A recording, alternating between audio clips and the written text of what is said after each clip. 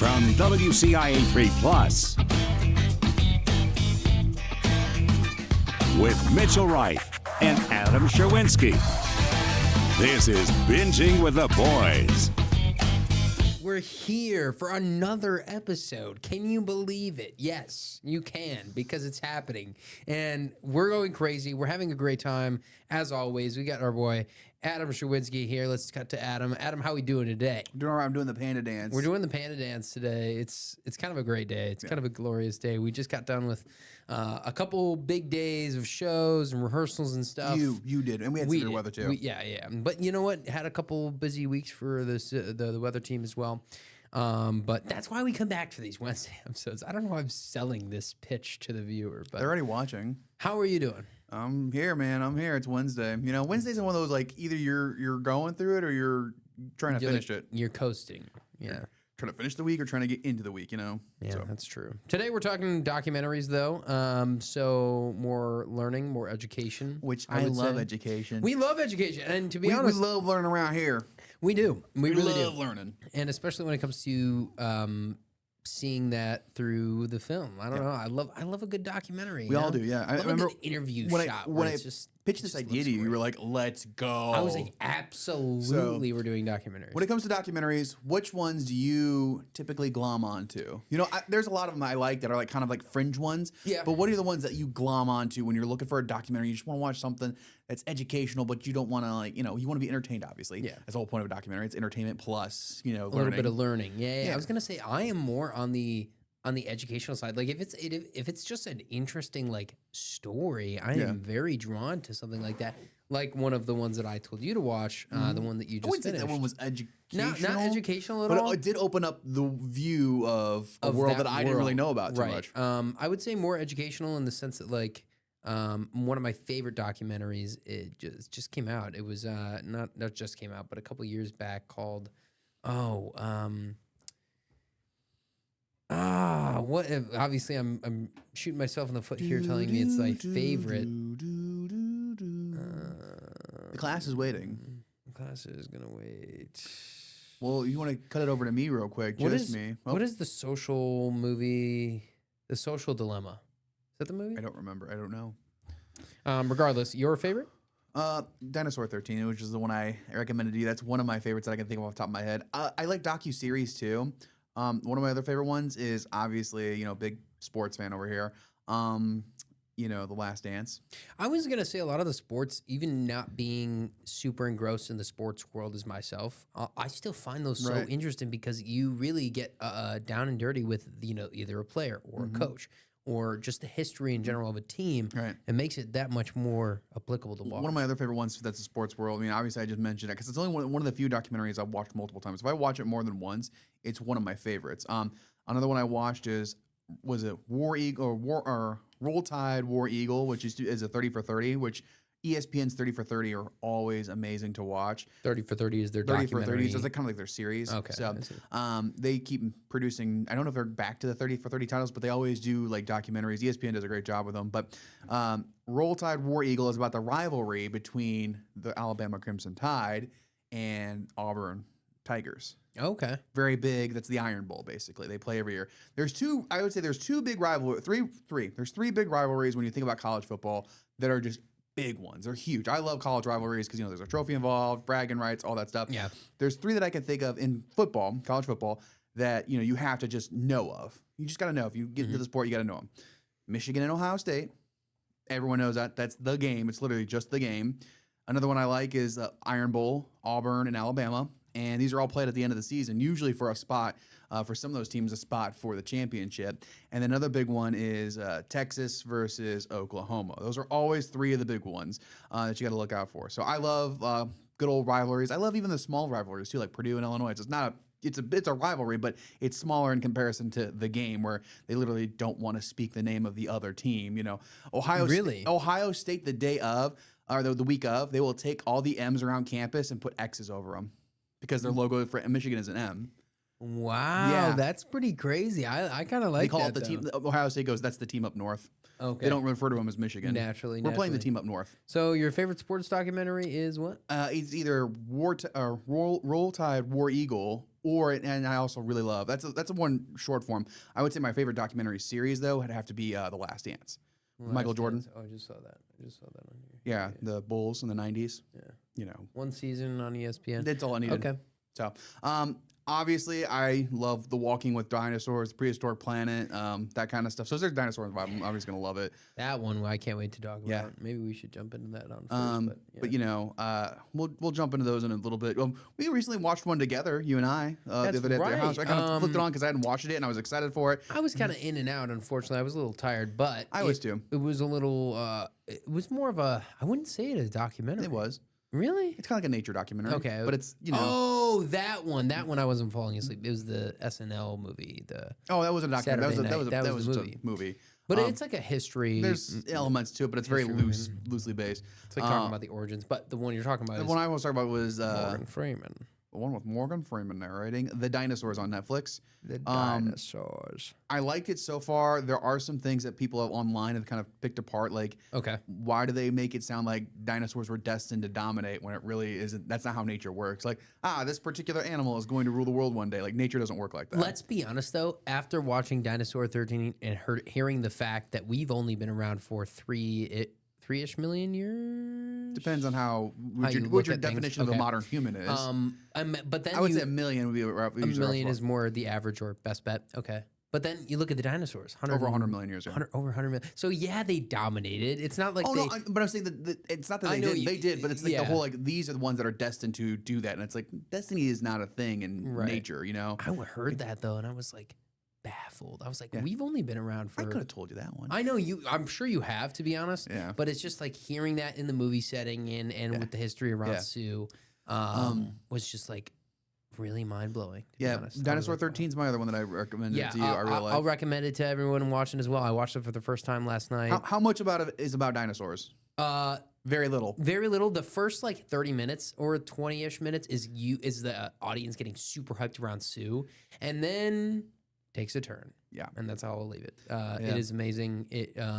It's not just eye opening, but It makes it feel. You definitely it's feel. a realization of what really takes place in something Sometimes. from a guy from the city or from the burbs from Chicago who does happen to see Sue Right. all the time. I've seen the T-Rex a bunch of times. Knowing the story behind it is like, wow. Yeah, I think it's one of those too. Like I remember as a kid the day that because NBC5 in Chicago was live, the day they were going to reveal Sue over at the Field Museum. 1996. I don't remember what year. It was the 90s. But I was like 96. 5 or 6. I mean, I was a kid. And it was in 96, was it? I just remember from the timeline in the movie, 92 is when it was seized. 96-ish, 4 years later is when at least the conviction or all of that stuff Okay, so it went must down. have been. I think I'm trying to think when Maybe it following it like when it got 97. unveiled at the Field Museum. Yeah, that was like could've been- 99 or 2000, Yeah, one of the two. yeah. But anyways, I was real little, but I remember it because my mom's like, Adam, come check this out, and I was like, what are you looking at? And she's like, look at this, and she showed, we're watching it, and they unveiled Sue, the T-Rex, one of the most complete skeletons, if not the most complete skeletons of a T-Rex ever found. Yeah, what? No way. What? He's looking up something. Sue finally made a dramatic debut in Stanley Field Hall May 17th of 2000. Okay, I was right, 2000. That is my birthday.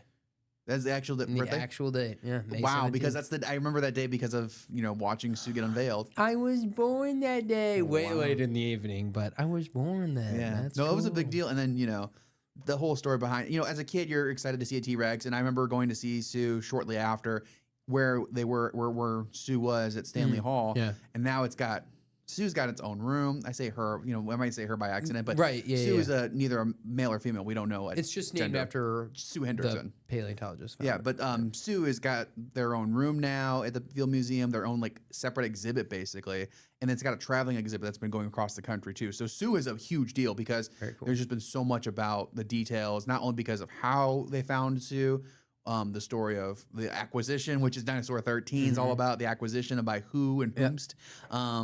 I say whom, but whoever grabbed them. Right. And then, it's time at the Field Museum and what impact it is. I feel like it's one of those landmarks in Chicago that no one talks about, but everyone would agree that Sue is a landmark for Chicago. The Field Museum is Absolutely. in itself, but Sue is if you think of the Field Museum, the first thing you think about is Sue usually. It's so funny because watching the movie and thinking about it going,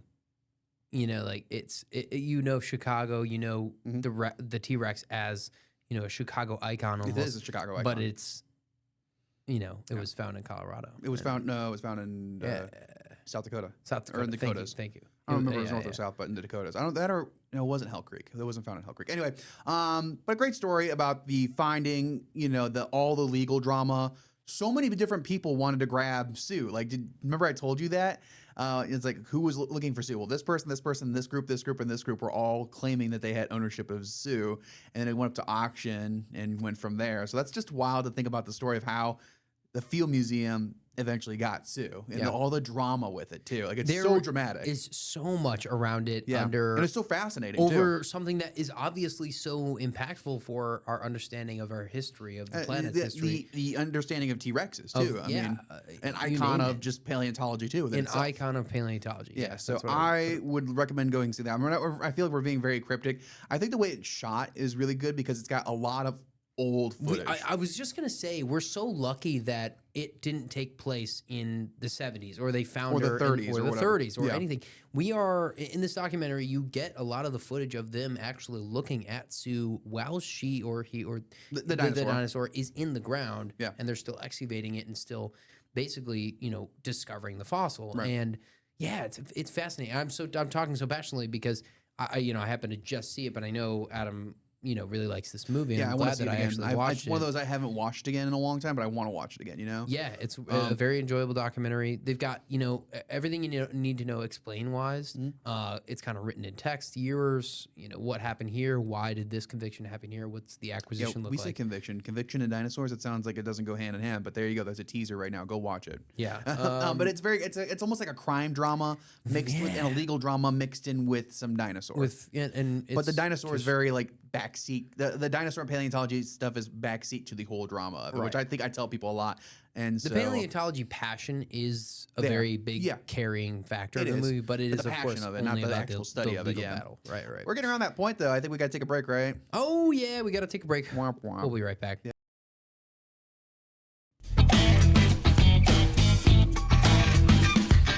Alrighty, welcome back to Binging with the Boys. Coming back from a break today, we're talking about Dinosaur 13. But yes, more importantly, we're talking about documentaries. Documentaries, it almost sounds like I have to be very posh with it. You don't have to be posh. I think you have to be just very formal for some of them. It depends on what it is. Because I remember as a kid, you watch, and I think it's because people watch a lot of the David Attenborough, and David Attenborough is Sir David Attenborough is the Plains of the Sahara. He's British. He's a knighted person. He's not a person. He's a knighted person. Yeah, that's right. He is a knight. He's a knight. Yeah, Sir David Attenborough. I keep saying person, but he's a knight. And so he has that. You got to think. Okay, if you think of documentaries, you think of nature documentaries. You think of Sir David Attenborough. Yeah, you think of nature. You think of Planet Earth, Animal Planet, stuff back in high school, which is great. Honestly, go watch it again because it's a lot more interesting than you realize.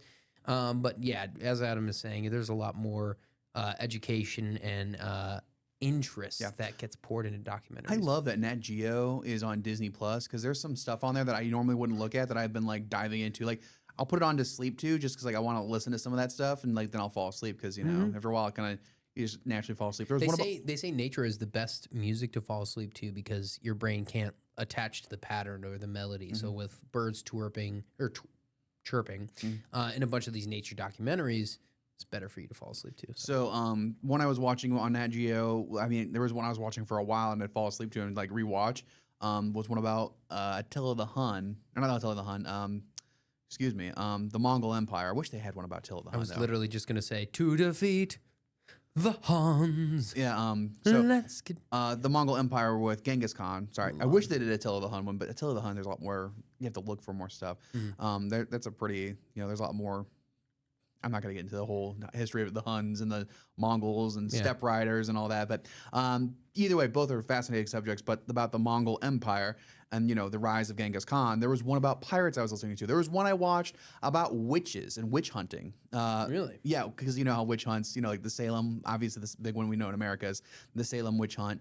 But it has ones that are from like all over the planet. Like I think they had one that was talking about Germany and how Malus Maleficarum came to be, which is the witch's hammer. And so they had a whole series about like, this is what happened, witch hunting in Germany, Catholic Church, da-da-da-da. So, okay. So like whenever Nat Geo has something in that, I'm like, I could watch that. Yeah, I'll right, throw like- it on. I'll listen to it and fall asleep. 90% of the time, it's going to be either interesting, something you didn't know, Or it's or something you did know that it's way more in depth Yeah, than you realize. I just started watching one about the Incan Empire. Like, it's so cool. Yeah. I mean, the Incans are like one of those things that people are like, oh, yeah, you know. I'm like, no, the Incans had a huge empire that went all the way from like Ecuador down to Chile. I'm still always going to be drawn towards the Ancient Egypt is another one I like. I was gonna say either ancient history documentaries Rome. or the specific species or biome that Love the those nature too. that documentaries will kind of like really go deep and go, this is why this is the rainforest or whatnot has spanned so long of being like almost untouched or untappable land because of just how dense it is. I mean, or and whatnot. even on YouTube, I will throw on something that's an hour-long documentary or analysis of something and just have that playing in the background while I'm lifting weights sometimes. You know, sometimes people are like, what are you listening to? I'm like, diatribe about the Civil War. But, I like listening to that. I like listening to people's analyses of movies and stuff. Like I mentioned before, history buffs. Yeah. It's what we do. It's what we do. History buffs with Nick Hodges. Like I'll throw on like a movie and like he'll like dissect it. One I had while I was on the treadmill the other day was he did Napoleon. He dissected all of it and said, "Here's what's Napoleon. not right about it. I don't like this movie. It's a bad movie." Okay, the one with Joaquin Phoenix. Yeah, he right? did not Okay. like that movie. Okay. And I watched it, and after watching that and then watching the clips, I'm like, yeah, this was not a good movie. You could tell. We'll get some more history movies. I'm not gonna dive too far into that. But what I'm saying is, I like the dissection of certain stuff, and I like the documentary stuff. What was a series that I really like that's more documentarian on YouTube? I'm trying to think. There's one that was on YouTube for a while. We're lucky that YouTube is It's one such of a those, good library. For Yeah, stuff one of those sometimes. great platforms. It's also that you can garbage just to it find. sometimes. It's both garbage right. and great. You got to figure out your algorithm. That's for sure. One of my favorites is they did a whole documentary years ago. I watched this when I was in college about Super Smash Bros. And They people who play Super Smash Bros. Really? Oh They- yeah, like you Mewtwo said King and all that. They did a documentary on this. Oh yeah, it wasn't a high budget thing or anything, No, but yeah. it was still well done. Okay. And they're talking about like Mewtwo King and his rise, and like going from the GameCube and like how the scene kind of got big into competitive Smash, because competitive Wow. Smash Bros is way different than just like playing with your buddies and Oh items. my gosh, yeah. I feel like I played. Yeah, because you play me and I'm like I play competitively. I don't play with items. First off, I play competitively too. I'm just good, better than you. I was close that one time. The third time we did it like a third think round, I I let think. you get close though. Was I playing as Mario? I Yeah, don't I was remember. playing as Mario. And you were I don't remember who I was. It's been months. you were either You know how I know it's been a long time? Because Lou- your TV was facing the other way in your apartment. That's how I know it was a long Oh time. my gosh, it was. Yeah. Yeah. The couch was in the corner there. Yeah. Yep, that's how I remember. I think you were Lucia or Lucina? Lucina, I think. No. Marth? I don't know. It might have been Marth. No, the Pokemon. Oh, Lucario. Lucario, thank you. Oh yeah, Lucario is one of my mains. Yeah, so. Lucario was the main, one of his mains, and let's just. I be got honest, really derailing this whole documentary thing. But anyway, Anyway, yeah, I don't remember the name of the documentary, but I remember I'm watching gonna that have in to look college. that up. Yeah, So look Super it up because Smash Brothers? it's Super Smash Bros. Documentary. Mewtwo King is like one of the big highlights there. It makes me want to go to a tournament. Wombo. They talk about the Wombo combo. I mean, Wombo combo. Oh my gosh, the Smash Bros. Yeah, 2013 documentary. Yeah, I watched. It was so well made for for it being a YouTube thing. I'm trying to think of some other ones that are good on YouTube. Just pure documentary stuff, but I can't think of Regardless, anything. that's so cool. Anyway, back to Sue. Let's go back to Dinosaur 13. Let's go back to that because we Dinosaur were talking about 13, one of our favorites, and it's one of my favorites. So It was South Dakota. South Dakota? They found her in South Dakota, just near the city of Faith. But yeah, they were saying, how much obviously Chicago loves Sue, loves the dinosaur. It's an icon of the city, icon of being in museum. Illinois or from Illinois. Yeah. However, they said they were like, not the only Tyrannosaur though in Illinois. no, and not the one. Actually, there's technically there's 3 in Illinois that I can think of. not the only of one of several now that the Black there's- Hills Institute has discovered. Well, yeah, there's when I say there's several Tyrannosaurs, it's not just T-Rexes, but we have Jane used to be categorized over at the Burpee Museum in Rockford. Jane used to be categorized as a Tyrannosaurus Rex, Nanotyrannus. It's not. No, it's a Nanotyrannus. Didn't that now. just that recently just recently got happen? changed over? Yeah. Yeah. Sue's a T-Rex, Tyrannosaurus Rex. And she's still, I think, the largest. One of the largest specimens ever I found. think or that, fossils ever or there's found. another one that was like either more complete or bigger. I can't remember, but Still crazy. Yeah, Black Beauty is another one I want to see. That one's over in Calgary, or not Calgary. Is it Calgary? Up at the Royal Tyrrell Museum. That's way up north in that Canada. However, I do also want to see. The other one is the Dyspladiosaurus that they have over at the Field Museum, which is when you walk into where the dinosaurs are with Evolving Planet. Gorgeous George is the nickname because they used to think it was a Gorgosaur, but it's actually a Dyspladiosaurus. Okay. Gorgeous George is cool. That was the first, before Sue got there, that was the first one they put on display in Stanley Hall. So, Damn. I know a lot of things. Did you Dinosaurs are his thing, Yeah. and when he recommended documentaries, and then of course, dinosaurs, I knew that this episode was going to be filled with Adam Sherwinski. But there's nothing wrong with that because I think it's one of those, like, it's a nice little bridge for people who aren't as interested in dinosaurs, you who are. Absolutely, you can mesh the thing two together. You also learn a little bit about the legal battle and how things went. Yeah. No bueno for that team. You asked about my favorite documentary series. Yeah. What about yours? Free Solo is the one I just watched. Yeah, so Free Solo, give you a rundown on that. Free Solo is with Finished it. So good. The I guess athlete, the climber, the free soloist, Alex Honnold. He, I think, is climbed a number of things with free solo where you don't climb with any rope or any protection. And then he climbed, I think, one of the biggest wall faces in North America, El Capitan, and over in Yosemite. He climbed that with no ropes, and they made a movie out of it. Yeah, and it's pretty. I find it to be a very intense and sweaty movie. Oh, like, I feel your heart rate hot goes up when I'm watching. and you're not even the one climbing.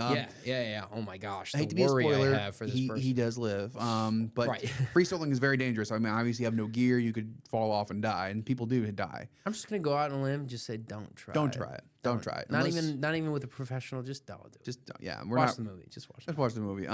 What I like about that movie, and I just finished it, is that it shows his training process to get ready for El Capitan. Yeah. Him mapping it out, him working it, him climbing it with regular climb a couple multiple times. Yeah, with just regular gear.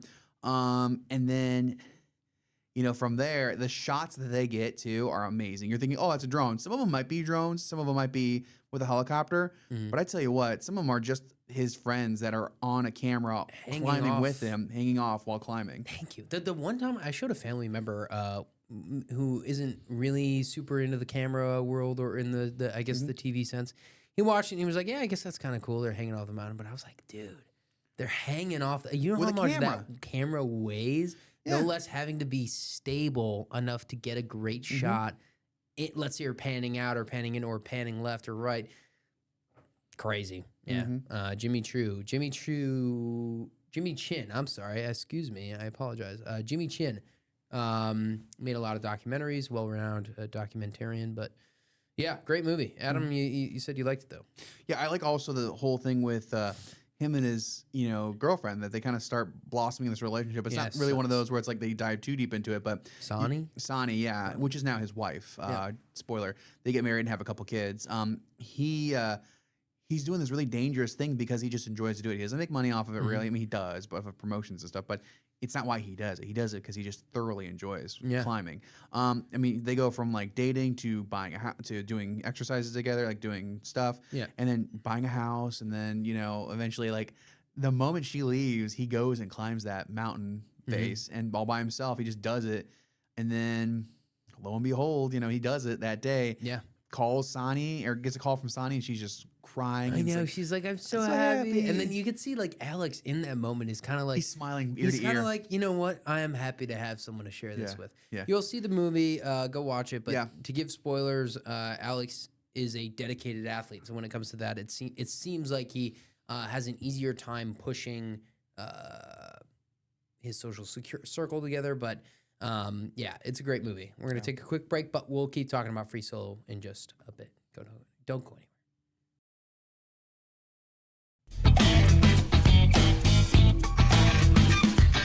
All right, welcome back to Binging with the Boys. After the break, we're talking about Free Solo with the athlete Alex Honnold. That is who it stars. Great movie, pretty intense, but yeah, I mean, I think the biggest obstacle that he's facing is just the mental barrier of you can die. Succeed or you die. No longer are there. I like his approach to things too, because he's talking about the relationship between him and Sonny, like how they're two very different people. She's very cheery. She's very, you know, They are very two opposite. they're very people. opposite attract is 100% true. She is, you know, she's very forthright with what she has to say and very good at communicating how she feels. You know, if something that she didn't like something, she'll just straight up tell Alex, like, I don't like this, or this is how I feel about this. Alex is just kind of like, yeah, but you know, whatever, you know. And I'm like, okay, Alex, you're not really, you know, he's not very expressive at all, about like that. talking about your feelings. I also love the scene when he's making breakfast in his camper, and he's like, yeah, I just hated vegetables. So then I just systematically adapted myself to eating anything, and now I'll eat anything. And it was very it was a very mathematical response to how do you learn to eat vegetables or eat different foods? Yeah. And he was like, systematically, I just went and did it. And he didn't even do it with a smile. He's just like very much was like matter of factly. I just started cooking spinach only, and just started. He talks about how like growing up, his background of growing up, how he, you know, the love and affection that most families would have. Like my family is very much big into hugging. Like I'll hug my mom and dad. Every single one of my family members, we have to say goodbye to before we leave. With a hug and everything. And so it's like, he's like, that's not really how he grew up. But that's Sonny obviously has had some of that in her life, you know. And so like just the two of them together, it's first of all, it's adorable. Second of all, I think so too. Second of all, it's just like, you know, he talks about how he's more a melancholic person. He's more just kind of straight and even tone, you know. Seriously. I mean, he's not even say sad. He's just, that's the way he is. And then she's very bright and sunny. Sonny is sunny. I know. It's very, very, it's cool. It's cool to see. And I think the movie does a great job in telling a lot of that story.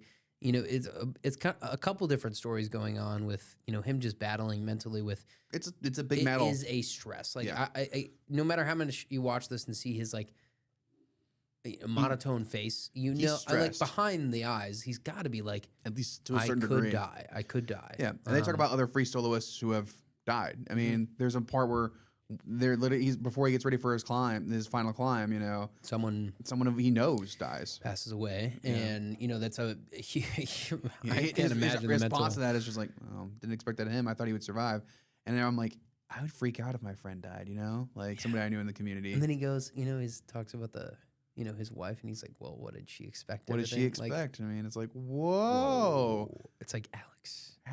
So feel. It's okay to feel. I know. And his approach to life too. Like I said, Sonny's more like about life is meant to be lived comfortably and happy. And then he's more like, it's a performance. Like everyone is going to die. You might as well like go out with a bang. And he's very much about focused on how well he can do and the achievements he can do, which I think is like I think it's a melding of both. Like, can you do? It's a great balance. There's got to be a balance. Both of them now. Yeah. Because you're allowed to be happy. You should find a way to be happy and comfortable. But at the same time, don't be afraid to push yourself to succeed. Absolutely. And I think the melding of their two character personalities would make a great motto. You know, have fun and succeed at the same time. I think that she is the type of mom that's probably like, you know, don't scrape your knee on on the playground, like careful there. And then, you know, obviously Alex is going to be the one like, how long can you hold your monkey bars for? Yeah. You know, that type of dad, you know, good luck. Yeah. I bet I could hold mine for like 3 hours and however long, but my dad wouldn't have been like that. So, I like how after, and I'm gonna spoil it. Afterwards, he gets done climbing, you know, all excited. My first thought is, okay, how's he gonna get down? He just walks down. Yeah, you know, yeah. There's like a walking down the backside, backside of it. But what I love is that he's like, I'm gonna do. He's not taking the rest of the day off. He's going to do like finger hangs. Yeah, that's right. He goes right back to his training. Right back to his van, and he continues training. It's because like at the end of the day, like. He is an athlete, and like this happens to be just a training day. Yeah. Like he did climb it, but it's like it might be an accomplishment, but it's also, you know, you need to recover now, you need to rest, protein, all the things. Yeah. So really, really powerful stuff. Really good shots. Makes me want to go to Yosemite, but not to climb El Capitan. I would just take pictures of it. Oh yeah, my cousin. It's a very beautiful mountain. My cousin's engagement photos are right in front of that really? rock. Yeah. So yeah, beautiful area. It's gorgeous. Apparently when he went out there, my cousin, he saw a lot of free soloists, you know, not on the El Capitan, but scaling a couple of the smaller scale mountains, which I assume is maybe to point to this movie, maybe creating some more hype around it, or maybe not. Maybe just more interest. I think to this day, Alex is still the one or the only person who has performed that rock climb. Because I mean, looking at the face of that rock, I could not climb that. I don't know where he's finding the finger holds and everything. I also love the. Well, I wonder what the first idea was like. You know, he looked up at it, was like, if I climb that without a rope, like, how do you do that? It's crazy. Crazy Oh, no. athleticism. So good movie. I'm ready to see the other ones too. I'm probably gonna take a break from watching more documentary like that, but I'm ready to see that. I gotta finish the dinosaurs. I wonder what's gonna happen to them. You mean Morgan Freeman's? Yeah, I have to finish it. I'm on the last episode, and Back to the dinosaurs. I'm gonna tell you right now. Spoiler alert: They die. they die out. They Fiery all die. death. Well, not all of them. I mean, birds exist. And but then millions and millions and millions and hundred millions of years later, in the funny year of 1992, someone finds a ginormous one. yeah, well, And then they make a movie out of that one too. So I mean, movies, man, they tell life. I'm hoping that you ever read a book and you're like, I would kind of wish that this subject of this book would Becomes become a movie? or documentary. Dinner with the Dinosaurs is really good. It's a book about how Victorians kind of spearheaded what we know as like modern paleontology, basically, and how Okay. the kind of the roots of paleontology. Because the Victorian era, everyone's doing science, and science is kind of exploding. Yeah. Comes out of the Age of Enlightenment to a certain degree, then romanticizing things too. But your first dinosaur was found in the 1800s. Megalosaurus was found in the 1800s. Really?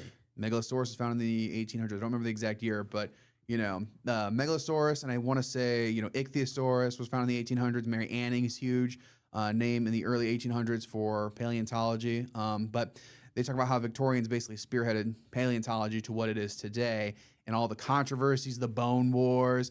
I feel like there should be a documentary about that, but I also feel like another one, they should talk about the Bone Wars themselves. Go look up the Bone Wars because it's insane. They would literally throw rocks at each other at different campsites. So yeah, what'd you look up?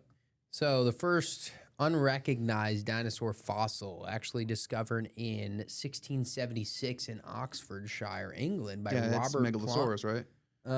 Yeah, it was Megalosaurus femur, making it the first But dinosaur it scientifically wasn't defined described. as a Megalosaurus Okay. until later. Yeah, I So see. it was discovered. 1824. William Buckland, a geologist. Buckland. He's the one who described the jawbone of the remains from the stone field, naming it the Megalosaurus. Mm-hmm. Wow. So that's also a funny part too. I don't know why this is a side tangent I'm gonna have with you, Fine. but do you think? What do you think they obviously had names for each other back? Obviously when dinosaurs are roaming. I love that you're looking at me like that because I'm realizing how stupid of a question Hold on. that is. So are you saying that that's the same thing as? Do you think a lot? Because the T-Rex wasn't looking at the other guy going, "Hey, you're a fine looking T-Rex." He was going. They weren't saying anything because they're animals. I know, but you know what I mean. Dogs don't. Like, I mean, as much as we go like, oh, well, dogs dogs look like this. like Daphne's Dogs not go, gonna be wow, like, that's a "Damn, cool I'm looking a dog. great It's like, golden retriever." you know. He's like, I'm a great golden retriever. I It's think like, how do you know they you're a do golden communicate, but retriever? I wouldn't say that. And the thought process is probably there, but you can't put human thoughts in an animal. Right, yeah, right, you're right. But You know, he's not looking at the pterodactyl. If you're being going, realistic, man, you're a pterodactyl. That's cool. Nice wings. yeah, It's just not happening. it's more like "Rawr, get out of here, Basically, it's they're more They're sound. they're just sounds really, but But so are we. well, yeah, human talking conversation is just us talking. Also, we have to go take a break, don't we? Pretty soon. We got some time a actually. couple minutes, but I keep was like, thinking I it's have to 32. get this random question out there because I'm not going to be able Mitchell, to not think about it. I know what you're trying to say, and it's not a dumb thought, but it's like they just wouldn't call each other that because But it's just not a thought at all. Because like back then, obviously, animals. there is no thought. Yeah, like let's like a dog doesn't go, oh, that's a cool cocker spaniel. It's like, it doesn't know. It doesn't, yeah. He goes, you're just a dog. It's dog, and You're it just doesn't. another one of it's, me. It's another dog. You're another species. It's very Look simplified. Not saying that they can't have complex emotions, complex thoughts, but they don't have a human language like us. They're obviously T-Rexes aren't calling other T-Rexes. That would be cool. So like versus ah. If our research went as far to find out that dinosaurs had some sort of or they found a type of dinosaur that had a more emotional intelligence than maybe I think others. they have emotional Like how intelligence. whales and Yeah, but it's just you're trying to put human thoughts and human processes and human in something that's communication hundreds into an of animal that millions of didn't communicate that way. Right. So probably had the same thought, just not laid out the same way as what humans Man, would. I would like a hot dog right now. Yeah. So like, okay, let's keep with that one thought. Man, I'd like a hot dog right now. Let's take a look at our friend Boston. Okay. Boston would probably not go, man, I'd like a hot dog right now. He'd go, Damn, that smells so good. oh, he'd go, I'm hungry. Yeah. So He'd be like, hungry, food, Yeah. food good. That's it's simplified. Yeah, that's true. But it wouldn't be exactly he's thinking the exact same words. Ooh, hungry, good food abuse. The chemical. I would like to have that food. Probably has the image of the food, wants that food. There you go. So makes sense. yeah, you can't. There's not really a monologue in animals. I don't know why I had to ask that, but I was just curious. But yeah, dinosaurs. God, it's really, really interesting. And that's just the tip of the iceberg. I mean, Prehistoric Planet I watched recently, the recent one. So they had Sir David Attenborough do the first 2 seasons on Apple TV. Okay. Mostly about I think it was 90% of it, if not all of it, was all Cretaceous animals, which is great. The Cretaceous has the largest category of animals and dinosaurs too. It's right before the end of everything too.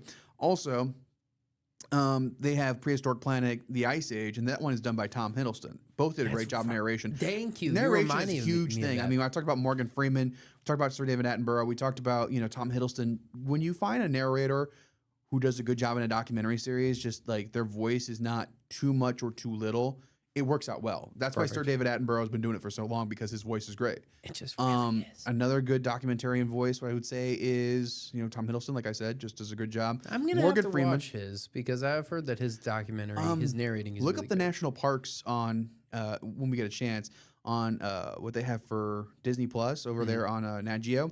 Look up the national parks here in just a second, but we got to go to break, don't we? Yeah. We'll go to break. We'll be right back. Don't go anywhere.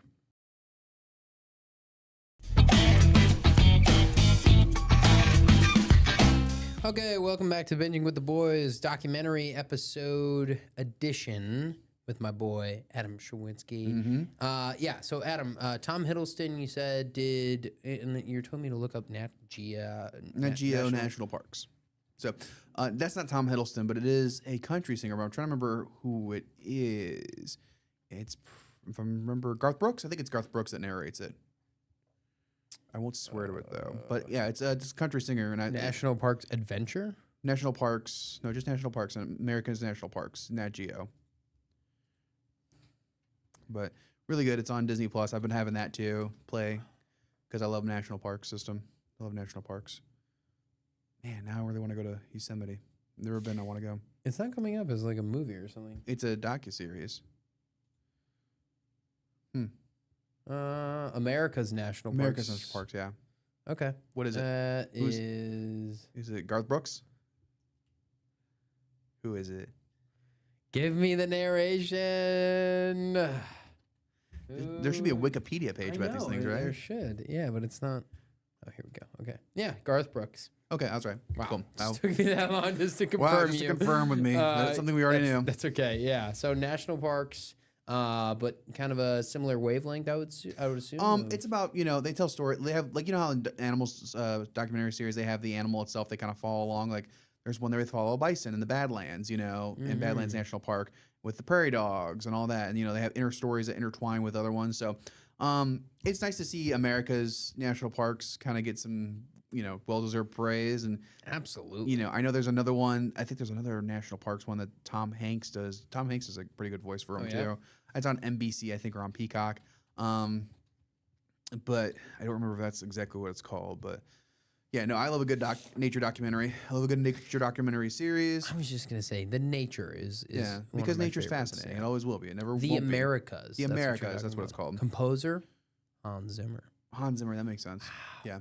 It goes to show when you're ever finding a movie or picking out a movie, one of my favorite things to do before I start something that I really, really want to see is definitely check the composer, just to see how much I'm going to be moved by the music. I've seen in the past, and I don't know, it was years ago, they had one about Star Wars, and I like Star Wars, obviously. We love Star Wars. You know who does, too? Taylor Mitchell. Taylor Mitchell loves Star Wars. This is my favorite meme because it's so untrue. Definitely go hit her up if you're looking for any knowledge of the Mandalorian and Grogu.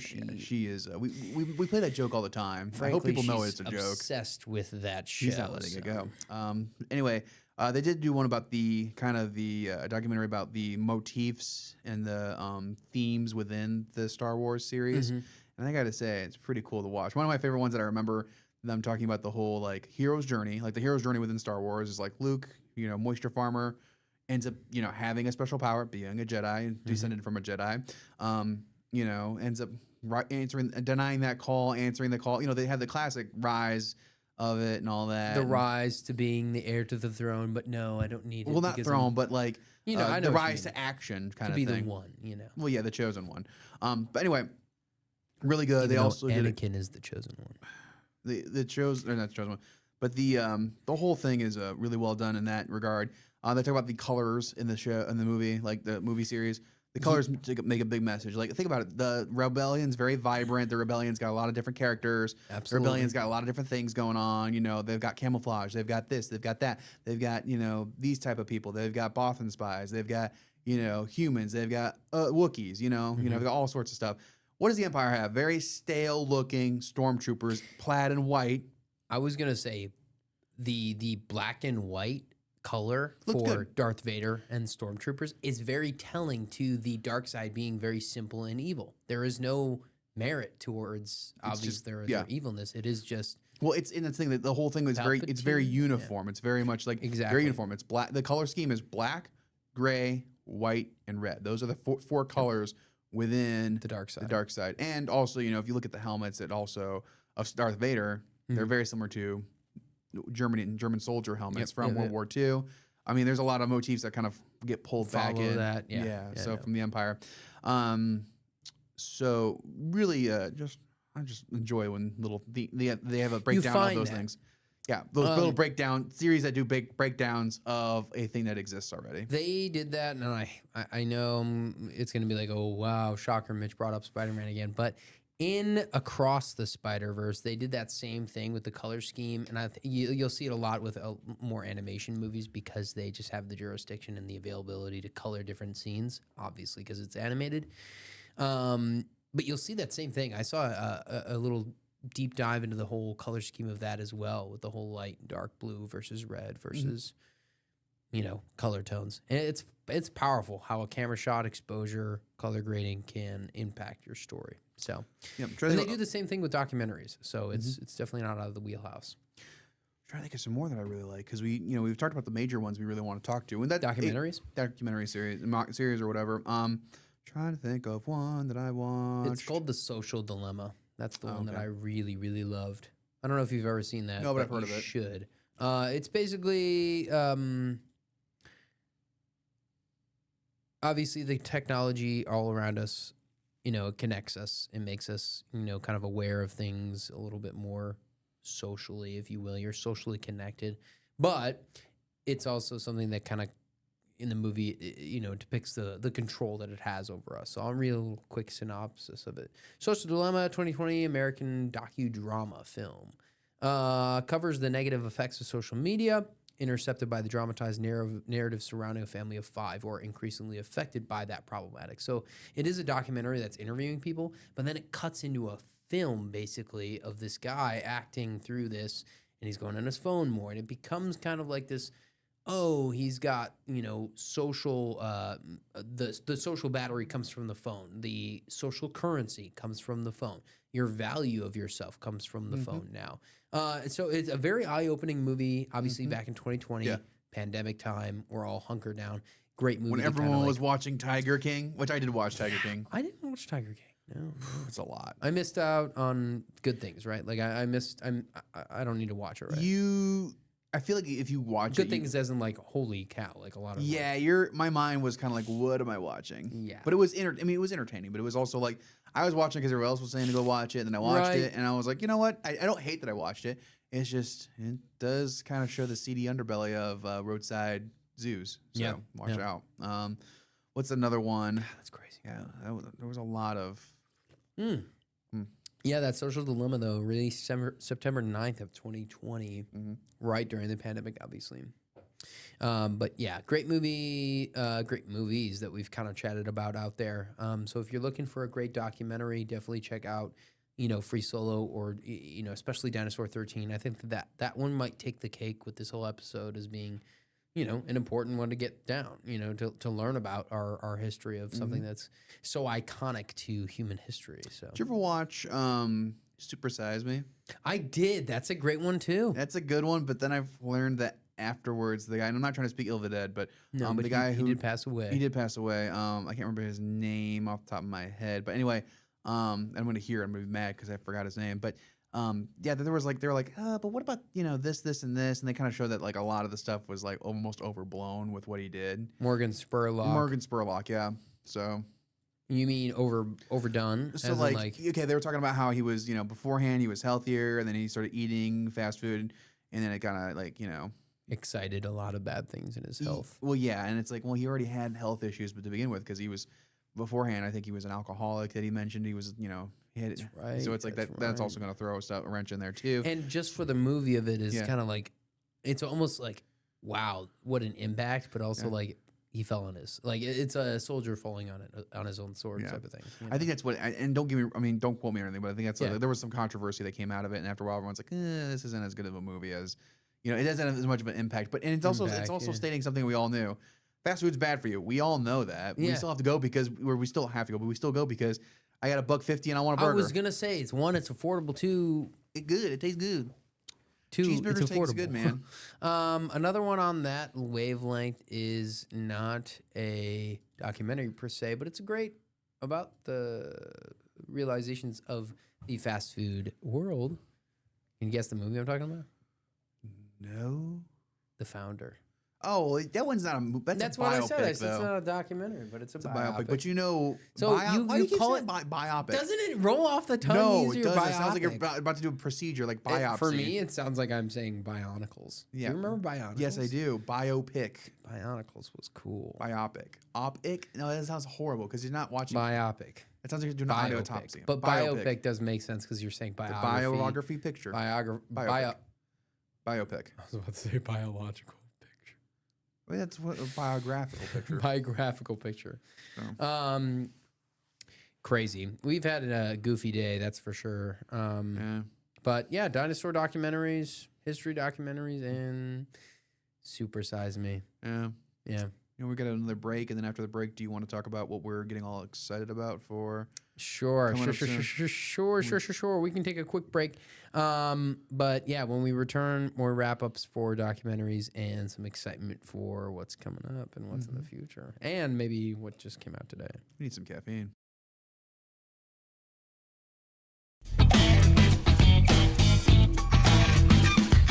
Alrighty, we're wrapping up our show. We honestly didn't talk a whole lot. I feel like we didn't get too rambly with this episode. No, but I think it's kind of tangents. We're also in the groove. I feel like after a couple episodes, we've gotten down. We've kind of We said our points, but I didn't want to give everything away because if you give a movie away, then what's the point of watching, right? Right? Yeah. What's the point of watching? But I also say like, I don't mind. Like I don't care about the spoilers. Speaking of, we got a little trailer this morning. We did. We got a really big trailer this morning. Spider-Man Brand New Day, which Mitchell's been talking about forever. So he's hyped about it. I watched the trailer too because it just kind of showed up on Reddit. So I was like, I might as well watch it. Holding in my excitement during the 9 a.m. show. I don't know how to feel about it because he's very excited. I'm excited, but it's also like I'm a little more pessimistic about it. Yeah. Purely because it's just there's a lot going on. You've got a lot of characters that are thrown back out. It looks like they're trying to undo something they did in the last Spider-Man movie, which I'm like, well, then why'd you do it in the first place? You mean the forgetting thing? The forgetting thing. Yeah. I was like, I remember at the end of the movie, though, he was like, I'm going to come find you. I'm going to remind you, and I'll make you remember me. And that's the part where I'm like, that's Peter's like, first of all, they started with MJ. Let's get that out there that maybe Is Gwen the next love interest of I don't know. Peter? Do we have any? I don't know. I just feel like this would be one of those things that have a lasting consequence. Right? Yeah. I think it's like it should hit for a while. It should hit for a while. So maybe the remembering part shouldn't happen deep. Or remembers and it just doesn't care. Like that's cool. I don't. Whatever. Whoa. Yeah. That would be crazy. Which would be a consequence of that whole thing. But still trying to force them. Yeah, so you tie both. I don't know. I mean, the characters they introduced, they talk about Frank, the Punisher. Yeah, I'm like, cool. Punisher's the Punisher's in it. That's cool. Who else did they show? Banner. Scorpion. Yeah, which I was excited because they never show Scorpion in the movies. Yeah, Scorpion was at the end of Homecoming, I believe, and he hasn't been reprised. But he hasn't been mentioned. Yeah, obviously this. I like Scorpion. I think Scorpion's a good one. Yeah, he's a great villain. Yeah, maybe not Gargan. like maybe not like that powerful against No. Peter as compared to Venom or Yeah, Venom. but like it's basically Peter but in reverse. right, yeah. You know, yeah, I see you have web shooters. I have a tail that shoots venom, Yeah, I So- can shoot Venom and so- acid. acid or yeah. whatever. Um, Another one that I like, a thing that they showed is, but it's just they have maybe the hand. Yeah, the I hand think is a whole there's lot. gonna be a lot of plates spinning, and my biggest fear is that they're gonna go. We forgot 3 of them, and they fall, and who cares about these plot lines that are probably important. I really do think so. But yeah, I kind of agree with that. Is that there's a lot, and with a lot, it kind of steers away from the storyline. And obviously, we both know that story is king. I think that's kind of what carries a movie too. I've also heard rumors that it's supposed to take place after Daredevil season 2. I haven't watched or again. Daredevils shows. Yeah, you definitely need to watch that. That's good too. Matt Murdock. You know what else came out today that as of recording this? Oh, We talked about it earlier. didn't we? Invincible. Oh yeah, absolutely. Yeah, I saw a Frickin' clip that showed up. It was talking about the origins of Omni-Man, Mm-hmm. or Nolan, I should say. So We got excited about to a see minute that. 10. Pokemon stuff's pretty much passed after February. I'm trying to think of what else is big coming down the pipeline. Probably some more Dragon Ball Z stuff. Probably some more. They talk about Wind and Waves coming out next year. Everyone's been loving Pokopia, which I'm glad I talked about because now everyone's losing their mind over it and saying it's the And- greatest thing ever. And it's so the funny. Ponbon. Don't forget about the Ponbon. Oh yeah, Ponbon, which is going to be for Wind and Waves. I'm just excited for March Madness. I mean, we officially start the first round of 64 tomorrow. First games are tomorrow. Yep. Official You sent me the graph or the brackets. Make your brackets. Make your brackets. My cousin also sent us some brackets in the family group chat, so we'll be getting that ready to go as well. Who are you rooting for? You're rooting for the Illini. I mean, obviously. obviously Illini, but I want to say there's a couple other you teams just that want I'm. good games. You want good games. Honestly, because I'm not. I mean, I don't know the teams really well, but you know what? That's the point. Honestly, as we're going to more games, I'm learning more, and it's more enjoyable. And I also just really enjoy watching. you stick the with me, sport, buddy. I'll so- set you right. Absolutely. When it comes to basketball. Absolutely. Alrighty. Well, that'll do it for us here on Binging with the Boys. We had a blast as always. Don't forget to tune in next week. And yeah, we'll see Catch you us next on the time. morning